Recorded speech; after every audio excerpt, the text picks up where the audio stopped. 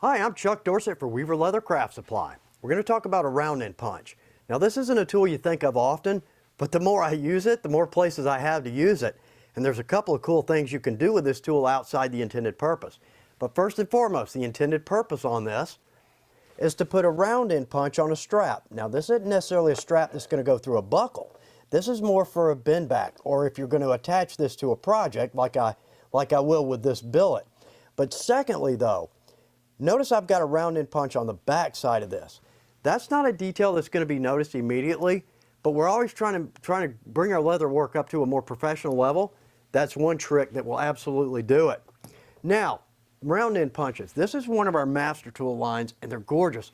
From 3/8 of an inch all the way up to 2 inches. Affordable, extremely high quality, and what's most important to me, again, it's comfortable in my hand. Well, let's punch one, and then we're going to show you a couple of things you can do with this outside of that. So I've got a belt strap here, 1 inch, using my 1-inch tool.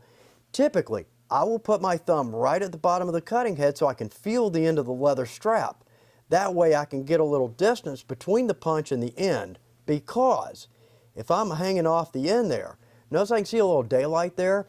Well, when I punch that, it's going to give me a clipped end, which is going to look terrible. So it'll defeat the purpose of a really pretty consistent round punch. Secondly, I tend to punch with the opening of the tool towards me, because that way I can see the wings of the tool are an equal distance from the edge of the leather. Therefore, I'm going to get a good clean cut each and every time. So, one punch, nice, clean, consistent, again, a professional level to your leather work. Now, I mentioned a couple of things you can do with this out of the box. First off, when you're cutting a gun belt, you've got to cut a wide, long oblong, which is a little tough to do. But with your round end punches, simply a round end cut between, and I have an oblong that's so clean it looks like it was die cut. Now here's the cool thing about that. So I can take that piece out. I can put a couple of rivets in that. I can sign it, date it, put my logo in it, rivet that onto a project, and that's a very cool detail, very nice touch. One more thing, and again, outside the box, I'm just showing you a couple of possibilities here. There's no limit to these designs.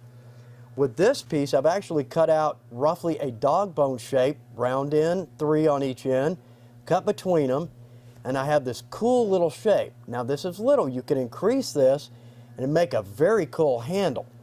Secondly, again, make a cool little strip, 2 rivets and your initials or a little message.